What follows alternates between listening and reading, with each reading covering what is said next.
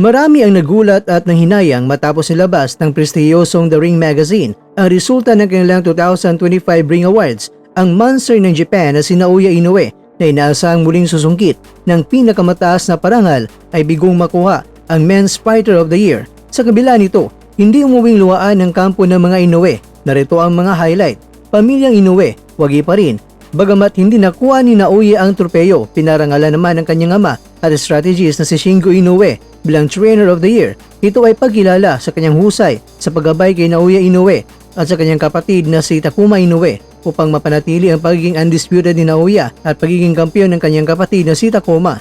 Ang nag-iisang dahilan kung bakit hindi nakuha ni Inoue ang Fighter of the Year ay walang iba kundi itong si Terence "Bud" Crawford. Sa taong 2025, gumawa ng kasaysayan si Crawford na tila mahirap ng mapantayan. 3-division undisputed king, siyang kauna-unahang boksingero sa kasaysayan na naging undisputed champion. Hawak ang 4 na mga major belts sa 3 magkakaibang timbang o dibisyon.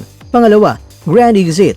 Matapos ang kanyang huling panalo na nagsimento sa kanyang ligasiya, opisyal na nag-anunsyo ng retirement si Crawford. Ang kanyang perpektong resume at nominasyon ang nagtutulak sa kanya upang hirangin bilang pinakamahusay na boksingero ng taon bago tuloy ang isabit ang kanyang mga gloves.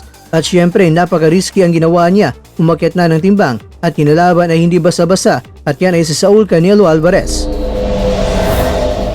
Samantala, matapos ang mahabang paghihintay dahil sa injury, tuloy na ang banggaan na Sebastian the Towering Inferno, Fundura at ang veteranong si Keith "One-Time" Thurman. Narito ang mga detalye ng kanilang laban. Petsa, March 28, 2026, lugar MGM Grand Garden Arena sa Las Vegas. Ang titulo na pag-aawayan ay ang WBC Junior Middleweight title na dedepensahan ng kampiyon na si Fundura. Matatandaan na dapat ay nagarap ang dalawa noong October 2025, ngunit nagdamo ng injury sa kamay itong si Fundura habang nag-iinsayo. Itong si Fundura mga kwento ay galing sa dalawang malaking panalo noong 2025.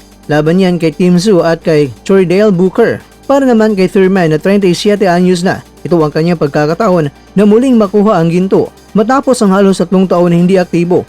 Maliban sa kanyang TKO win laban kay Brock Harvis noong March 2025, nais siyang patunayan na siya pa rin ang one-time na kinatatakutan sa boxing.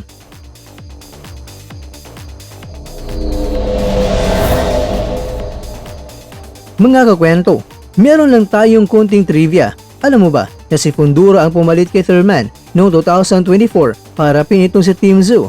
Ngunit ngayon sila na mismo ang magharap upang tapusin ang usapan. Kaya naman sa dalawa, kanino ka, kabayan?